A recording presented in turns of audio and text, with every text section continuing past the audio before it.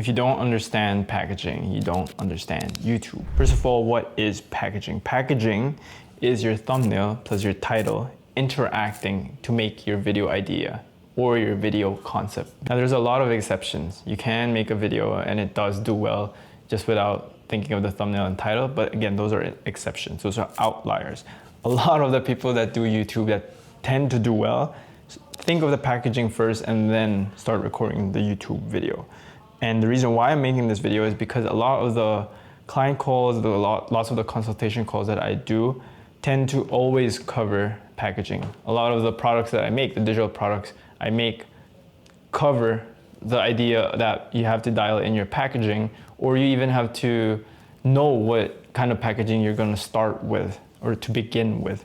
So that's why I'm making this video, is because it is something that comes up over time, and I find that if I don't talk about this specific pain point, is like not understanding packaging, then I'm kind of doing a disservice to myself and to a lot of people that maybe don't understand what packaging is yet. Don't get me wrong, packaging is the hardest thing on YouTube for me and for a lot of people. The reason why it's hard is because packaging, there's no formula, right? There are a couple formulas, but they're not guaranteed. Like, you could easily make a Mr. Beast thumbnail style thumbnail, and then it won't do as well compared to someone who maybe applies it in their 100,000 subscriber channel, their 10,000 subscriber channel, because it's been kind of overused and it's kind of, it doesn't suit the style of channel. Like, imagine if I had a Mr. Beast style YouTube thumbnail right now, where it's a bit more AI, a bit more cartoonish. Like, it doesn't make sense for the stuff I'm trying to do, the people I'm trying to attract. So for example, common YouTube thumbnails that are more so trying to attract the audience that I want to get in order to buy my services, they would usually follow more of a minimal style thumbnail format. What that means is that there's not too much going on. It's just a couple words, and it's my face. So that's the kind of packaging usually that a lot of the people in the online space do. But if you're trying to approach more so the lifestyle approach, lifestyle vlog thumbnails, one person I think that does really well with these would be usually the fashion creators. So I'll have like examples on the screen right now. Like, I can't think of any at the top of my head, but I have them. I think these people do really well for lifestyle vlogs. These kinds of, usually it's like one column of pictures. So it's, having like a collage, essentially. I think these do really well. I did one for my smaller vlog channel and did quite well, so I'm gonna keep trying to do that. But that comes with the packaging of things. Another version for vlogs would be a lot of the girls that make YouTube vlogs. They have their signature style where it's also, again, a collage, but then they remove the background of some of these, for example, drinks like coffees, and then have them as stickers on the covering the gaps. I find that those are really creative and get your own sort of audience. So again, with your YouTube packaging, you can definitely target an audience of your own. There is a language to it. There's a sort of branding to it. Anyone who knows Stephanie Sue would know immediately, like, oh, this is going to be a true crime sort of a video, especially if it has like red in the background, if it has her face. That there's the branding side to it. So again, going back into whether or not you should make a Mr. Beast style thumbnail, it really depends on the kind of audience you're trying to target. But let's get into why you need to work on your packaging and why you need to get better over time with your YouTube packaging. YouTube packaging is way different compared to the packaging that we know from traditional media, traditional products. But that's not too far away from what attracts people, and it's basically audience psychology. And the reason why we need to do really well with YouTube packaging is because if we don't do well with YouTube packaging, it's not going to be exposed to the audience that we want. So if our YouTube packaging sucks, what's going to happen is that YouTube is not going to send it out to the people that are supposed to see these videos that we make. So YouTube operates off of a fractal exposure system. So it shows it to, for example, your initial core audience, if you have one already. So for example, it shows it to 50 people. 50 people of those people click. Let's say half of those click. So then it gets exposed more and more and more and more until it caps out and the click-through rate is like a low rate. So that's why your click-through rate usually starts off really high and then over time gets lower. So click-through rate, like Patty Galloway says, is not really a metric to really obsess over after the initial growth. So a lot of the data with click-through rate will eventually top off in the next few, I don't know, months and years to come with your YouTube video. I have a video that has an 11% click-through rate on my main channel called iSlang. And what happens with that YouTube video is that it's just doing well over time. But it's stuck at like 11% and it's just growing like day to day. So if your video, let's say, hits like an 8% click-through rate at the first day, I would assume that that video, after the first day of posting it and it's still at 8%, will do well and will eventually cap off at around, it depends really on how much it grows. So it's very, very dependent on a lot of stuff. So that's why not a lot of people are married to the click-through rate. Once it gets exposed to the audience that you want it to expose, or YouTube exposes it, then you're able to grab data on the packaging that you did. You should have, I don't know, maybe like a Notion database or just a database in general where you're able to highlight, oh, this is what you did differently on this thumbnail compared to this thumbnail, which is why having a library that you can compare your thumbnails to is an amazing thing to have. I've been experimenting with my thumbnails, which will go into the YouTube ABC thumbnail feature that a lot of you might not know about or have not put in the research to know about yet. But having the thumbnail experiments that I've been doing, I'm starting to notice like common like things that do well. Obviously, for the stuff that I'm trying to do, usually my face at a certain like of the screen, like a certain size of this relative to the screen, and then also making sure that the thumbnail has more like a brighter feel to it, more than a darker feel to it. More, like less contrasty tends to do well, and a little bit more brighter. I find that a lot of YouTube thumbnails have to be a bit brighter, and that's just based off the research and anecdotes that I have. But going into testing these, is that now a lot of people have access to YouTube ABC features. So what YouTube ABC means is that YouTube is exposing 3 different thumbnails to your audience and choosing the watch time based off of these. And now again, the watch time is a bit controversial in the sense that maybe watch time rates aren't a good basis compared to click-through rates, but that's a very loaded topic on its own. So ABC, you get to choose. You choose your first variation of your thumbnail, second variation, third variation. Sometimes on YouTube videos, I just do 2, because for this channel specifically, it's almost always just my face, text on the screen, like 2 texts, a subtext, and just a highlight. So I usually tend to do that compared to, for example, on my iSlang YouTube channel, I change it up because almost all the videos are different in terms of my content formats. This one, the content format is pretty much established already, but for iSlang, there's usually, like an example of this would be tech and gear YouTube thumbnails. A lot of tech and gear YouTube thumbnails don't show the face of the YouTuber that people consume. If you look at, for example, I like to refer to Olier, because Olier is I'm a big fan of Olier Ultra Links. So a lot of his thumbnails, the reason why you know it's an Ultra Links thumbnail is because of his color grading. So if you're able to do sort of the branding that we talked about a while ago and apply it to your thumbnails, and also if you see his wallpapers are sick. So that's how you figure out that, oh, it's an Ultra Links YouTube video if you see the thumbnails. And again, it comes into understanding packaging in the YouTube world and how it applies. You're able to also distinguish a Mr. Beast video. I like going to Mr. Beast because he's one of the most famous, he's the most famous YouTuber on the platform and in the world. But it's very distinct. He has his own style of YouTube thumbnails.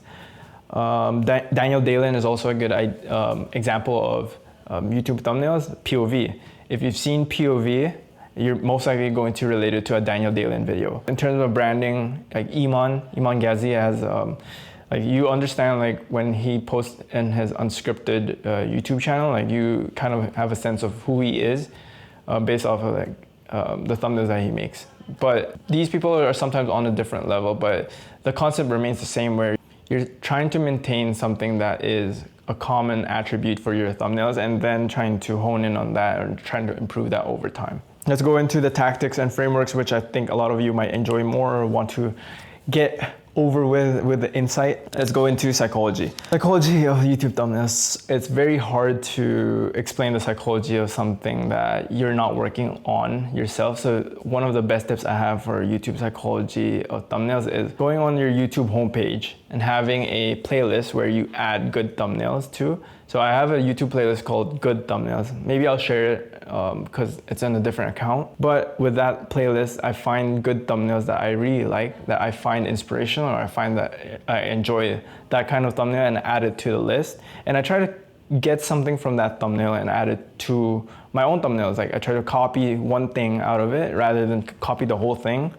And then I try to analyze like, oh, why did I even click on this thumbnail? Is it because the background? Is it because they have Swiss design style thumbnail where it's almost all white background and just one arrow pointing towards an object? You'll know what I'm talking about when you see these videos.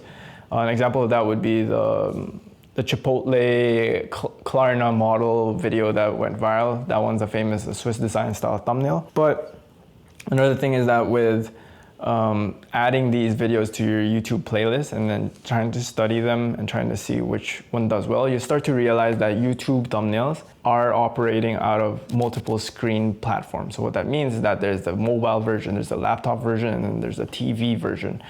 Optimizing for all three is one of the game-changing things that you can do, but it's extremely hard to implement. So one thing I would do is always check your YouTube thumbnail in relation to your phone. So what you can do is go on Canva and just have the app on your phone and then just check if you think that your thumbnail is interesting.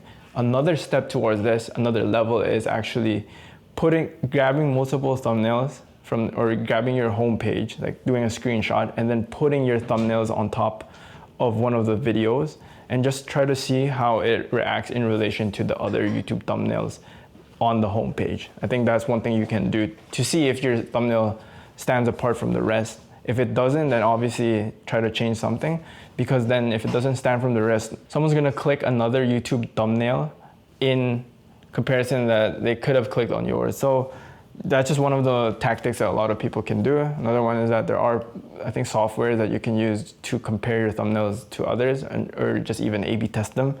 Like they have their own audience where you can throw in the thumbnail and then they'll choose which ones do well. One other thing with the psychology of thumbnails would be faces. A lot of the YouTube videos that tend to go viral or do well in relation to the goals of the YouTube content creator is that they have their faces on the YouTube thumbnail. I did this by design and it was intention that I have my face on here for branding purposes, because most likely you click on the video, you don't even know me. So I want you to start knowing me by posting my face on the thumbnail. Like when a video or a thumbnail of mine pops up in the homepage, you know that it's me. And I just keep repeating it. One thing as well is that I have the same background almost all the time. So having the same background almost all the time, people will know that, oh, they see this background right here and then they know that it's me. Yeah, and that's part of audience psychology as well, is that having your face, a lot more people want to click on a real person rather than a lot of the AI stuff.